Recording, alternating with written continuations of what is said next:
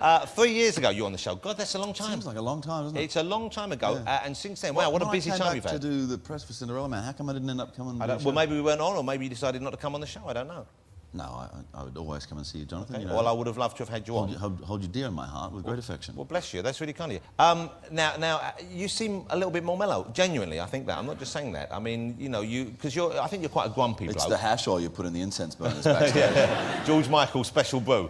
You were talking before about George Michael being a boxer. But, you know. No, George Michael wasn't a boxer, was he? Well, he's a boxer, yeah. No. Well, he spent years getting whacked around the ring. I tell you what. You're getting much bigger laughs than Lee Mack, and he's a professional. There he is on the right. Did you just give Russell Crowe the finger? Do you know what you're messing with, Mac? Hey, Russell's had 2 children since last month's show. Congratulations. Russell's a father twice over with his lovely wife, Danielle. Congratulations on that. What a nice thing. He's a little boy. It's such a funny thing when you go on shows and they announce that and everybody claps. Just think about it for a minute. It's kind of funny. If you're clapping now, you should have been there on the night. You would have been cheering. Was it that good? Hey, well, we got a result. How are you finding that, though? How is it being a dad now? Is it what you hoped for? Is it what you expected? It's much more than I ever could have possibly hoped for. The relationships that it's developing with my son, Charlie, is just an amazing thing. How lovely. And I'm looking forward to that happening with my new baby, Tennyson, who's only 12 weeks at the moment, but already, I mean, look, it's just an incredible thing, and every day it gets more and more fantastic. I took Charlie to Mary Poppins yesterday. So he's over here with you in the UK, yeah? Yep. Wow. Yeah, we took him to Mary Poppins, and you see, he's a big fan of the DVD, right? And when Mary comes out, he goes, "That's not Mary Poppins." But he didn't do it in a quiet voice. You know what I mean? He did it in a very. Where's the animals? You know? And everybody else in the theatre's going, having a look, and I'm going, Bub, you have to whisper, all right? It's cool, ask me questions and everything, but whisper. And he goes, "I can't whisper, Daddy."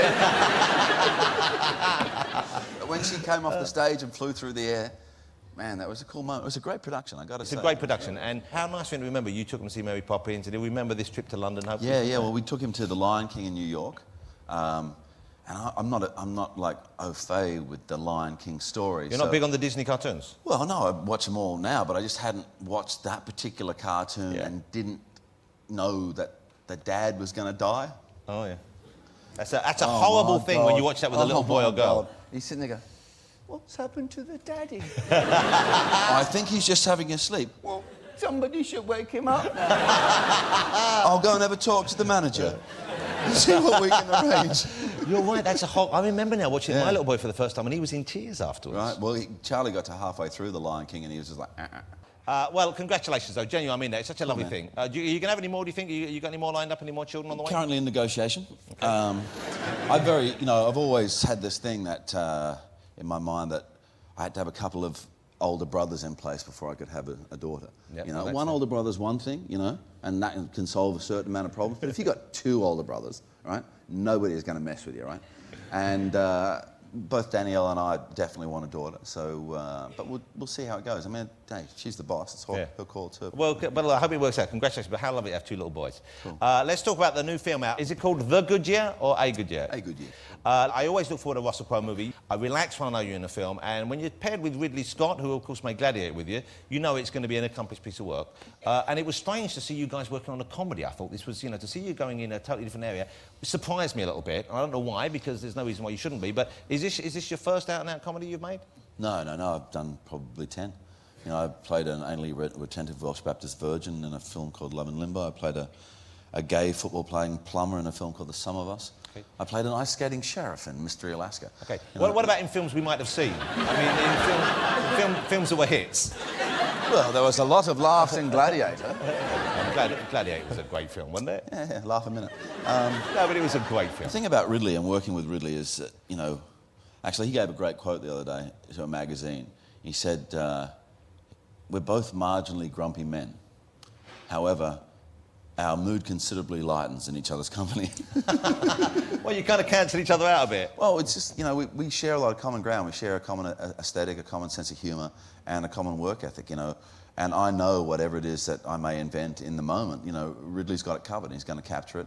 And man, I mean, what a wonderful privilege for me to work, you know, in this way and have this kind of personal relationship with one of the greatest men to ever work in the cinema. A tremendous director. What's the story behind the film? Because didn't he inspire the story? He's friends with the writer and they came up with the idea together, is that right? Yeah, well, depending on who you talk to, Peter said it was over a lunch and Ridley says it was a New Year's Eve party. So and this is Peter. Obviously there was Peter alcohol Mayle, involved. Yes, Peter Mayle, who wrote A Year in Provence and Toujours Provence and a number of books now set in that area. And Peter was a high-flying advertising executive and then one day just walked out of his life and ended up in Provence and started writing books.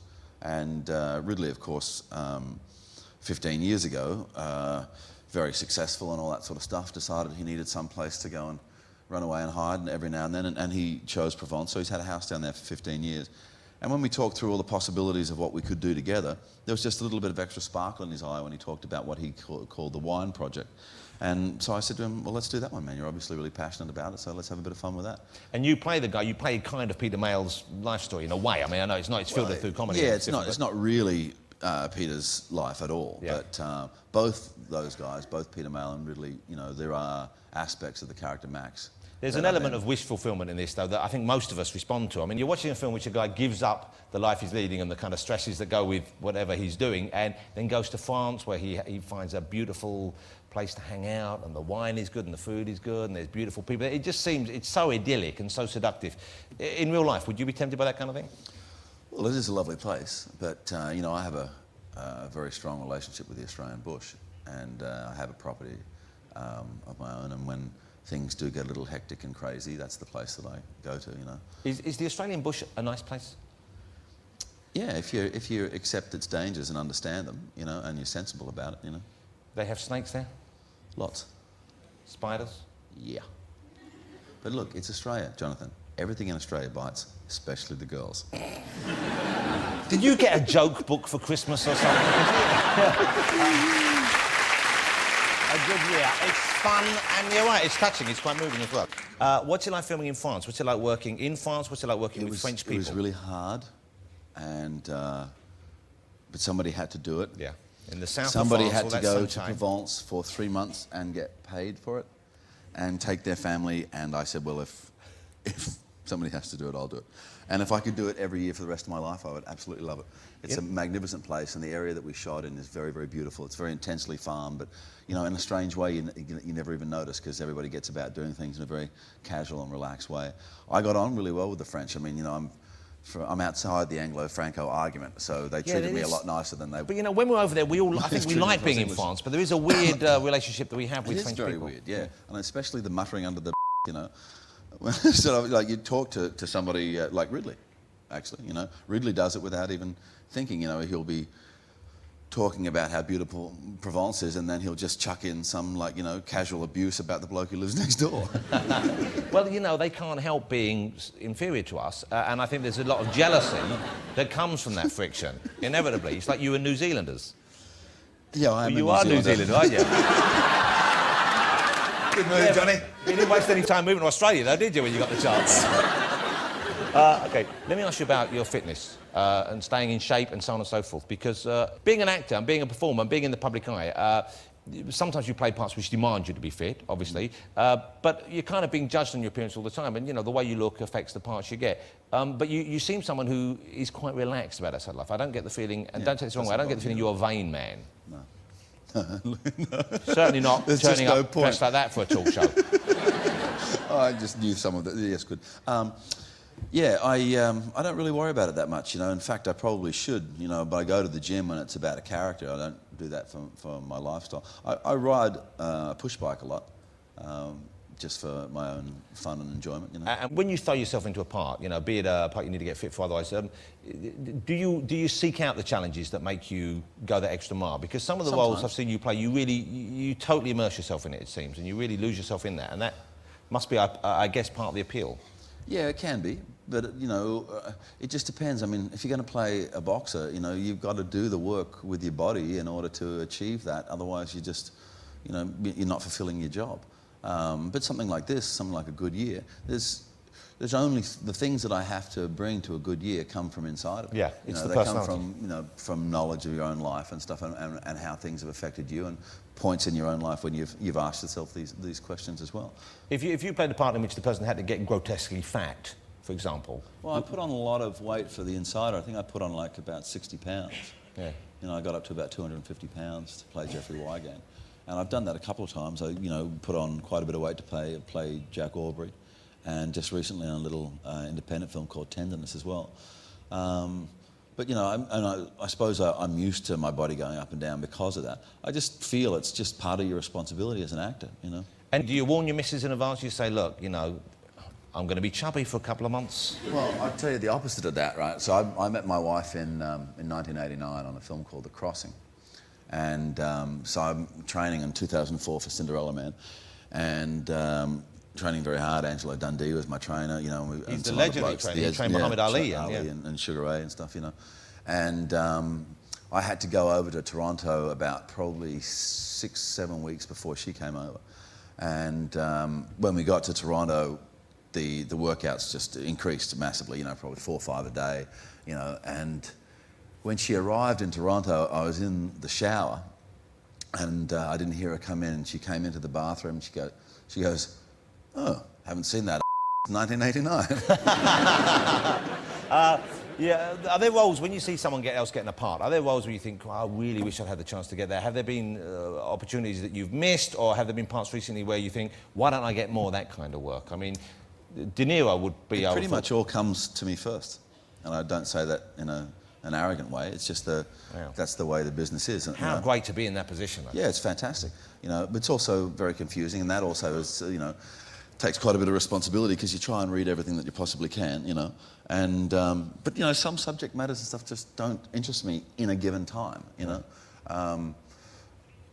So I just take the thing that is apparent to me in that moment, that's what I want to do. I mean, this wine thing, if you asked me to do this a few years ago, I probably wouldn't have been interested in it. But so does it coincide with what's happening in your personal life? Do you think the fact that you've got the family now and then that's... When you have the objectivity a few years later, you can always look back and say, oh, there I was there, and that's why I did that, you know. But at the time, it's just, what is apparent to you that you can be really passionate about, and that's the key thing. When I turn up to work, I'm not there to earn $1. I'm not there to get a pat on the back. I'm there because this role is really exciting for me, and I want to do the things that I need to do for that particular role. And I think that's why, I enjoy myself as much as I do, man, because, I only do it if it means something to me. That's a great philosophy, of course.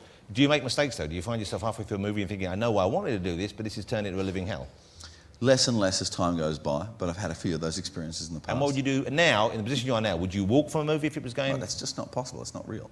Once you've agreed to do something, man, you've got to fulfill it. You've got to fulfill your contract. I mean, that's part of it, What films do we have looking forward to come from you in the near future? Because I know you've made a couple more. We haven't seen that much of you, but I know there's a couple more already filmed that are due to come out next. And that's a low-budget film, or a big film? That was only a small budget. And I was only working on it for about 9 days. Just play a small character in it. But the guy who directed that is a friend of mine, and we made 2 movies together as actors. And so he was doing this, and I said I agreed to do it. I just finished my part of American Gangster with Denzel Washington. Now I'm looking forward to this. This sounds pretty good. Cool. Yeah, pretty cool. You play a cop in the 70s, is that right? Yeah, it's a very odd movie. I mean, again, it's with Ridley, and Denzel plays a guy called Frank Lucas, who's a real-life character, who, when he was finally arrested, had $250 million in offshore accounts from selling heroin. Denzel's character, Frank, devised this way in the early 70s to cut out the mafia gangs in New York and go straight to a source in Southeast Asia and ship heroin back into America in the coffins of dead US soldiers. And this is a true story? True story. Incredible. And, a lot of cops, hundreds of cops, stared at this problem for years. And just one little piece of luck with the character that I play, who, again, is a real-life character, actually led to Frank Lucas's downfall. But the funny thing about the film is the guy that sells heroin, lives in a penthouse, drives a Lincoln Town car, has a completely ordered middle-class life, has a relationship with Miss Puerto Rico, and takes his mum to church every Sunday. And the cops that are chasing him are completely dysfunctional, relationships never last. You know, they're just all over the place, and that's sort of it's when those two worlds collide. That's very $250 million will help you get your life sorted out of that, though, won't it? If you, but even, you no matter how you pretty got well it. sorted to get to start gathering that in the first place. How great is your job? You get to play a cop, and not just any cop, a cop in flares in the 70s. That's got to be a dream gig. With my David Cassidy hair. Ah, I can't wait for it. Russell, I would gladly spend hours talking with you. I know, unfortunately, we don't, because you've got to go and I'm busting for the loo. But Russell, sadly, it's true. You get to my age. Jonathan. I know, yeah. Russell, wasn't Russell a charming guest to be with us this evening, ladies and gentlemen? What a treat to have you on the show. Thank you for coming here. Russell Crowe, ladies and gentlemen. Thank you, Russell. It's great.